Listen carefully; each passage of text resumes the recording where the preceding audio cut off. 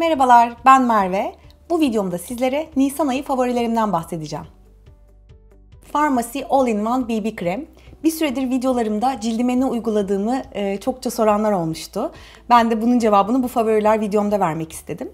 Uzun zamandır, daha doğrusu bugüne kadar kullandığım kapatıcılığı en yüksek BB krem bu. Rengi light to medium bendekinin ama benim cildimin tonuna göre aslında 1 ton, 1,5 ton koyu geliyor. Ama ben içerisinde birazcık açık tonlarda başka bir BB krem karıştırarak kullandığımda istediğim tonu çok rahatlıkla elde ediyorum. En çok sevdiğim yönü cildimi hiçbir şekilde yağlandırmaması ki benim genelde BB kremlerde yaşadığım en büyük sorunlardan bir tanesidir bu.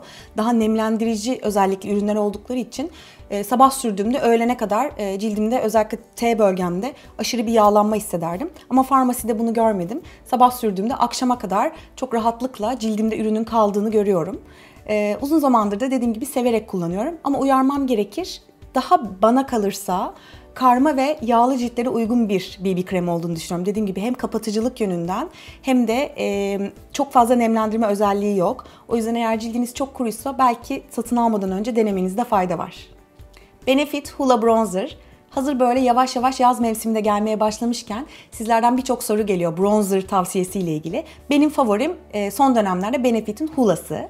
Hula'yı neden çok seviyorum? Çünkü her şeyden önce 3 farklı şekilde kullanabiliyorum. İstersem allık gibi, istersem kontür işlemlerinde bronzer olarak, istersem de farlarımın geçiş farı olarak ya da tek başına da böyle bir kahverengi tonda bir far olarak kullanabiliyorum. Dolayısıyla çok amaçlı bir ürün. Rengi de çok güzel. O bildiğimiz klasik içerisinde çok fazla turunculuk ve kızılık barındıran, sürdüğümüzde fotoğraflarda böyle çamur gibi duran bronzerlara kesinlikle benzemiyor. Rengi nedeniyle de bence her cilt tonuna rahatlıkla uyum sağlayabilecek bir bronzer. Eğer siz de böyle hazır bu yaz mevsimi yaklaşmışken bir bronzer arayışı içerisindeyseniz mutlaka Hula'nın tonuna bir bakmanızı tavsiye ederim. Panasonic kirpik kıvırma aleti. Bu kirpik kıvırma aletini inanın kaç sene oldu hatırlamıyorum. Belki 6 sene önce falan satın almış olabilirim ama o kadar iyi muhafaza etmişim ki uzun süredir arıyordum, evde tarıyordum, bulamıyordum. En sonunda geçtiğimiz hafta bir dolabımın içerisinden çıktı. Kutusuyla beraber saklamışım. Çok değerliydi çünkü benim için. Yıllardır kullandığım ve çok memnun kaldığım bir ürün. Mutlaka bunun üzerine birçok model çıkmıştır. Dediğim gibi ben yaklaşık 6 sene oluyor satın alalı. Aslında kirpik kıvırma aleti olarak geçiyor ismi. Ama öncelikle nasıl çalıştığını anlatacağım. Çok böyle pratik bir alet. Dediğim gibi böyle bir kapağı da var. Bir tane kalem pille çalışıyor. Bu herhangi bir titreşim falan verdiği yok. Sadece ısı vererek kirpiklerinizi şekillendiriyor. Açma kapama düğmesine biri alıyorsunuz. Arkasında isterseniz elinizle de bu arada kontrol edebilirsiniz ısınıp ısınmadığını ama arkasında şurada mor bir kısım var. Isındığı zaman bu mor kısım pembeye dönüşüyor. Pembeye dönüştüğü zaman direkt kullanıma hazır hale geliyor. Kirpik kıvırma konusunda ben bir etkisini çok fazla görmedim. Çünkü kıvırma deyince gerçekten şöyle bir kıvırma beklediğimiz için bende o tarz bir etkisi olmadı ama benim en çok etkisini gördüğüm ve favorilere eklememin sebebi maskaralarımdaki bu fazlalıkları, fazla oluşan, birbirine yapışan kirpiklerimi ısıyla beraber o maskarayı erittiği için tek tek ayırıyor. Çok da pratik bir ürün. O yüzden favorilerime eklemek istedim. Eğer sizin de böyle bu tarz maskaralarınızda birikmeye, birbirine yapışma gibi sorunlarınız varsa mutlaka çok çok memnun kalırsınız. Ama dediğim gibi ben kıvırma performansı ile ilgili bir şey söyleyemeyeceğim. Ama tek tek ayırma konusunda kefil olabilirim. Gerçekten harika bir ürün. Bobbi Brown kaş kalemi. Benim için böyle kaş kaleminde ton tutturmak son dönemlerde çok zorlaşmaya başladı. Kahverengi satın aldığım zaman gün içerisinde kızıllaşmaya başlıyordu. Daha böyle griye kaçan tonlar aldığım zaman da çok fazla koyu ve kaşımın rengine çok alakasız durmaya başlamıştı. En son dönemlerde H&M'in kaş kalemini kullanıyordum. Çok da memnundum. Ama artık H&M'in kozmetik bölümünde o çok sevdiğim kaş kalemini bulamadığım için yavaş yavaş artık ikinci bir alternatif bulmanın vaktinin geldiğini anladım ve Bobbi Brown'a gittim. Benim kullandığım tonu ash rengi. Böyle küllü tonlarda bir kahve. Dolayısıyla gün içerisinde kızıllaşma da yapmıyor. H&M'den farkı, H&M'inki daha tabii normal bir kalem. İçerisinde pudra barındırmayan bir kaş kalemiydi. Bobbi Brown içerisinde pudra barındıran bir kaş kalemi olduğu için gün içerisinde kesinlikle rüzgarın ya da terlemenin etkisiyle kaşınızdan uçup gitmiyor. Hele bir de şeffaf bir maskarayla sabitlerseniz tam anlamıyla 24 saat boyunca kaşınızda kalıyor.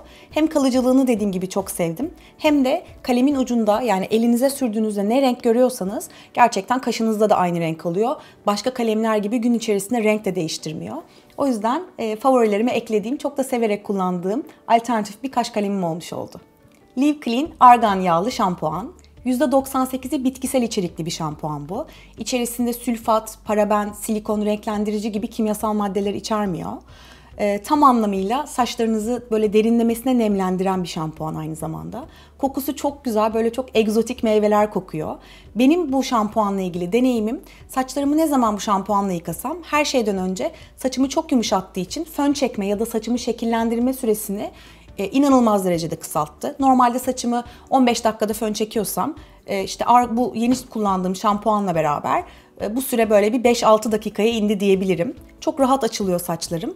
Bir de bunun yanında bu kadar nemlendirici bir şampuan olmasına rağmen saçlarımı bu şampuanla yıkadığım zamanlarda böyle ekstradan bir hacimli hissediyorum. O yüzden hem içeriği anlamında temiz olması, aynı zamanda da saçlarımı nemlendirip fön çekme süremi de kısalttığı için favorilerimi bu ay eklemek istedim. Flormar Oje Kurutucu Sprey. Zannediyorum ki birçoğunuzun aşina olduğu ve severek kullandığı ürünler arasındadır diye tahmin ediyorum. Bana göre cila formundaki kurutuculara göre daha pratik geliyor bu tarz spreyler.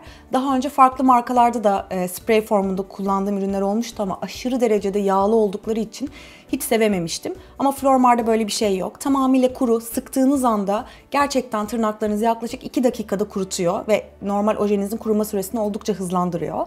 Kokusu da çok güzel. Gerçi ben çok solumamaya çalışıyorum ama hani rahatsız edici bir kokusu yok demek istiyorum. Siz de mutlaka solumamaya çalışın bu tarz spreyli ürünleri. Böyle limonumsu bir kokusu var. Yağlı bir his kesinlikle bırakmıyor tırnaklarınızda. O yüzden ben mümkün olduğunca böyle stoklamak adına en büyük boyunu alıyorum. Ama isterseniz bunu daha ufak boyları seyahate giderken bavulunuza atabileceğiniz boyları da var. Oldukça pratik. Dediğim gibi tırnaklarınıza sıktığınız gibi 1-2 dakikada, bazen 2-3'e de tabii çıkabilir bu ojenin formuna göre. Tırnaklarınızı kurutuyor ve rahatlıkla evden çıkabiliyorsunuz.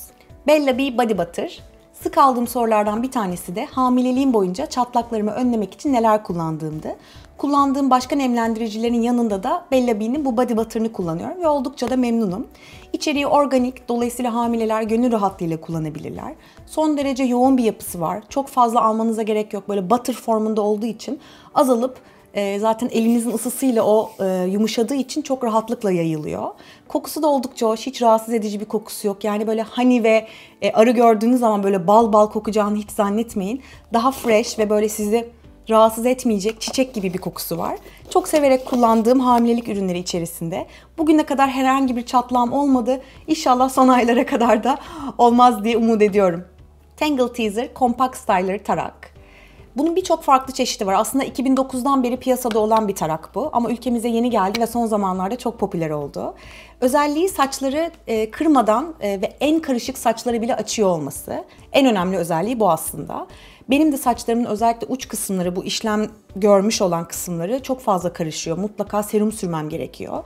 Bu tarak kullandığımdan beri, yani banyodan çıkar çıkmaz serum sürmediğim zamanlarda denedim. Özellikle bakalım serumsuz açabiliyor mu diye. Gerçekten serumsuz haliyle bile saçlarımın bu uç kısımlarındaki dolaşıklığı kırmadan açabildiğini gördüm. Ama ben yine de tabii ki her ihtimale karşı ekstradan kırılmaması için serum kullanıyorum. Okuduğum yorumlara göre saçlarını parlattığını ve elektriklenmesini aldığını söyleyen insanlar da var. Benim kuru haldeyken elektriklenmem açıkçası almadı. Benim ama saçlarım çok ince telli ve yıpranmış saçlar olduğu için hangi tarağı kullanırsam kullanayım mutlaka zaten saçlarım elektrikleniyor. Benim dediğim gibi elektriklenme konusunda bir faydasını görmedim. Tangle Teezer'ın birçok farklı saç çeşidi için farklı modelleri de var. Eğer yolunuz Sephora'lara düşerse, bir de bildiğim kadarıyla Bill Store'larda satılıyor. Sephora'lara ya da Bill Store'lara yolunuz düşerse mutlaka kendi saç tipiniz ve ihtiyacınız olanına bakmanızı tavsiye ederim. Smashbox aydınlatıcı pudra. Böyle mozaik yapısında 5 farklı tonu içeren bir aydınlatıcı pudra bu. Yapısını çok beğendim çünkü daha önce kullandığım o böyle çok simli ve çok abartılı aydınlatıcı pudralara benzemiyor. Son derece doğal, güzel aydınlık veren bir yapısı var. İsterseniz içerisindeki renkleri tek tek de kullanabilirsiniz. Örneğin pembeleri far olarak kullanabilirsiniz. Ben şu beyaz kısımlarındaki renkleri mesela kaş kemiğimi aydınlatmak için kullanıyorum. Ya da böyle burun kemiğinizin ucuna, dudağınızın üstüne de ekstra aydınlatıcı olarak kullanabilirsiniz. Çok beğendim dediğim gibi çünkü çok doğal duruyor, çok aşırı simli durmuyor ki daha çok böyle gözenekli ciltlerde bu tarz aydınlatıcı pudraları ya da allıkları çok önermeyiz. Gözenekleri daha fazla ön plana çıkartıyor diye. Bu ürünü kullanmaya başladığımda açıkçası biraz o anlamda endişem vardı. Acaba gözeneklerimi çok ortaya çıkartır mı diye düşünüyordum. Ama böyle bir problemle karşılaşmadım. Tam böyle şu bölgelere, elmacık kemiklerinizin üstüne, dediğim gibi kaş altlarınıza da kullanabileceğiniz çok pratik bir ürün. Mossos Garden tırnak bakım yağı. Bu tarz yağ bakımlarını aslında vücudumun her bölgesinde kullanmayı çok seviyorum. Çünkü hem doğallar, içiniz rahat olarak kullanabiliyorsunuz. Aynı zamanda da kullandıkça bence çok kısa sürede etkilerini görebiliyorsunuz.